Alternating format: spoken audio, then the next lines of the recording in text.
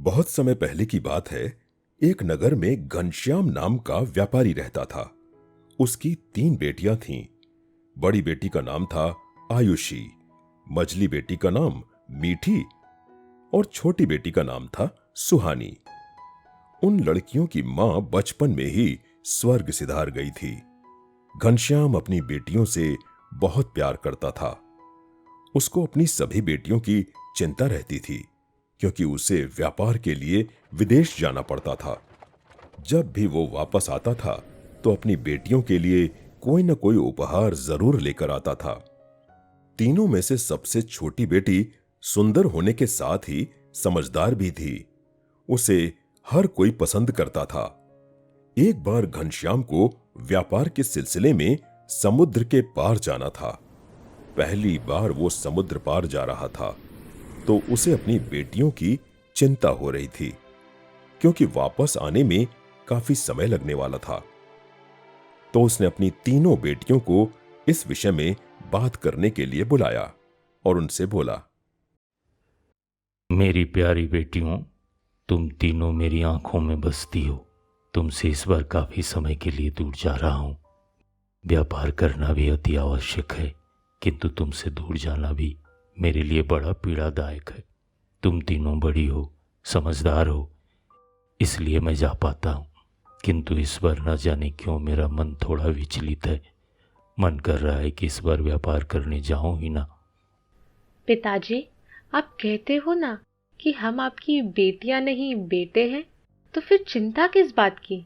आप बेफिक्र होकर व्यापार करने जाइए। हम हमेशा की तरह इस बार भी अपना ध्यान अच्छे से रखेंगे। आप परेशान मत होइए। आप हमेशा खुशी खुशी व्यापार करने जाते हैं ना। जाने क्यों इस बार आपको इतनी चिंता हो रही है हमारी। अब हम बड़ी हो गई है पिताजी, और दीदी हमारा बहुत ख्याल रखती है। हमें किसी चीज़ की कमी नहीं होने देती। और हमारा पड़ोसी भी तो अच्छा है, सब हमारा ध्यान रखते हैं। फिर आप इतना क्यों परेशान हो रहे हो। आप आराम से व्यापार करने जाइए, हमारी चिंता मत कीजिए। आप हमारी चिंता करते हो पिताजी, और हमें आपकी चिंता लगी रहती है जब तक आप सकुशल वापस नहीं आ जाते। किंतु क्या करें, हम आपको रोक भी तो नहीं सकते। जीवन में धन कमाना उतना ही आवश्यक है जितना परिवार का पालन पोषण करना। किंतु मैं जानती हूँ भगवान सदैव हमारे साथ हैं। आप अच्छे से जाइए, हमारी चिंता बिल्कुल मत कीजिए। और हाँ पिताजी, इस बार आप हमारे लिए कोई उपहार मत लाना, बल्कि हम आपके लिए एक उपहार बनाकर तैयार रखेंगे। जब आप आएंगे तो आपको हम प्रस्तुत करेंगे। वाकई में मेरी बच्चियां अब बड़ी हो गई हैं, अपने पिता को समझाने लगी हैं। ठीक है मेरी बच्चियों, मैं अच्छे से जाता हूँ और व्यापार करके शीघ्र तुम्हारे पास वापस आता हूँ। अपना ध्यान रखना। घनश्याम ने दूसरे देश जाकर व्यापार करके खूब धनार्जन किया। एक दिन उसने वापस अपने देश आने का निश्चय किया। अपनी नाव से वो समुद्र पार कर रहा था। उसी समय एक बहुत बड़े तूफान के कारण उसकी नाव पलट गई और सारा कमाया हुआ धन समुद्र में डूब गया। जैसे तैसे वो अपनी जान बचाकर एक टापू पर पहुंचा, जहां उसे एक बड़ा सा महल दिखा। वो महल के दरवाजे के पास पहुंचा। दरवाजा जादुई था, तो वो अपने आप खुल गया और व्यापारी महल के अंदर चला गया। महल अंदर से बहुत ही सुंदर था और उसके बीचों बीच एक बहुत बड़ी सी मेज पर बहुत सारा भोजन रखा हुआ था। घनश्याम आश्चर्यचकित हो गया और हे भगवान, इतना सुंदर महल, इतनी प्यारी प्यारी नक्काशी, और ये क्या, यहाँ तो बीचों बीच इतनी सुंदर मेज पर कितना स्वादिष्ट खाना लगा हुआ है। लेकिन मुझे पूरे महल में कोई दिखाई क्यों नहीं दे रहा। क्या यहाँ कोई रहता नहीं? और यदि यहाँ कोई रहता नहीं तो यह खाना किसने बनाया और किसके लिए बनाया होगा? अरे मुझे क्या, मुझे तो बहुत भूख लगी है। एक काम करता हूँ, ये सारा खाना मैं ही खा जाता हूँ। घनश्याम को बहुत तेज भूख लगी हुई थी, तो उसने मेज से एक सेब उठाकर खा लिया। तभी वहां एक राक्षस के हंसने की आवाज आई।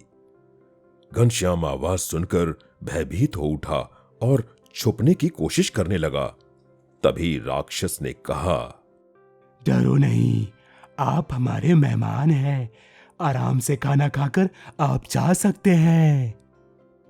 राक्षस के व्यवहार से घनश्याम थोड़ा संभला और आप जो कोई भी हैं, मुझे दिखाई क्यों नहीं दे रहे हैं?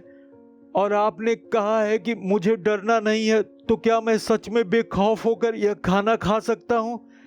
आप मुझे कोई हानि तो नहीं पहुंचाओगे ना? बिल्कुल, आप बेखौफ होकर खाना खा सकते हैं। मैंने एक बार बोल दिया कि आप हमारे मेहमान हैं, तो मैं आपको कोई हानि नहीं पहुंचाऊंगा। तुम खाना खाओ और चुपचाप यहां से निकल जाओ। किसी भी चीज को हाथ लगाने की कोशिश मत करना, बस इस बात का ध्यान रखो। घनश्याम ने पेट भरकर खाना खाया और राक्षस को धन्यवाद कहकर जाने लगा।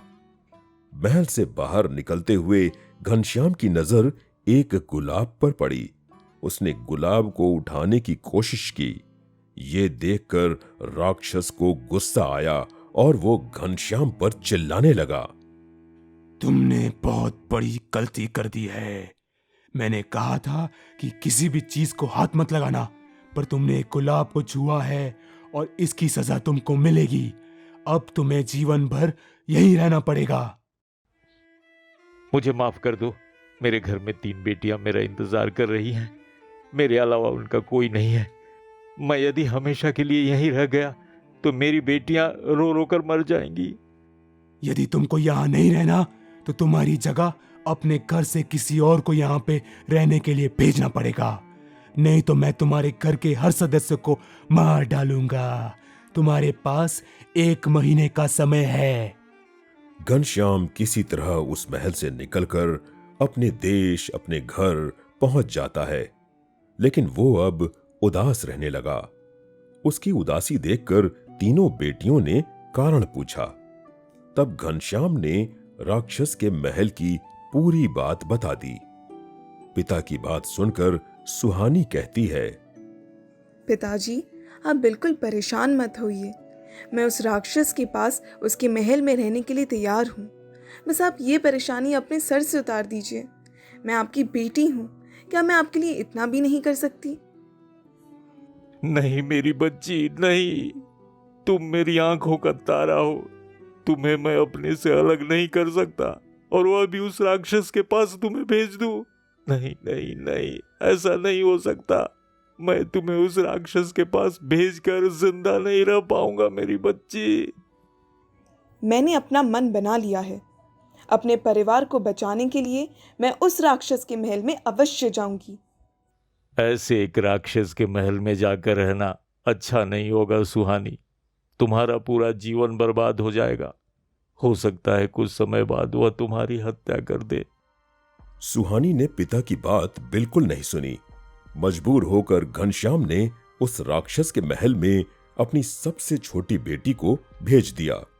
महल जाकर सुहानी ने उस राक्षस को अपने स्वभाव से दोस्त बना लिया। थोड़े समय बाद राक्षस को सुहानी पसंद आने लगी थी और वो उससे शादी करने के सपने देखने लगा। ये सपना देखते ही वो हर बार ये सोचकर डर जाता था कि वो एक राक्षस है। उससे इतनी अच्छी लड़की कैसे प्यार कर सकती है। एक दिन उस राक्षस ने सुहानी से पूछा कि क्या तुम मुझसे शादी करोगी? क्या? ये क्या कह रहे हो? मैं अपने परिवार को बचाने के लिए तुम्हारे साथ रहने आई हूँ, तुमसे शादी करने नहीं आई हूँ। सुहानी ने बिना भयभीत हुए राक्षस को मना कर दिया। सुहानी के मुंह से ना सुनने के बाद राक्षस दुखी होकर चला गया। राक्षस रोज सुहानी से शादी की बात करता और वो रोज मना कर देती। देखते ही देखते राक्षस ने उसे अपने घर वापस जाने की इजाजत दे दी। बहुत दिनों से तुम मेरे साथ इस महल में रह रही हो। अब तुम्हारे पिता की गलती की भरपाई हो चुकी है, तो तुम अब यहाँ से अपने घर जा सकती हो। अगर तुम्हें कभी भी वापस आने का मन करे तो तुम इस अंगूठी को अपनी उंगली से उतार देना।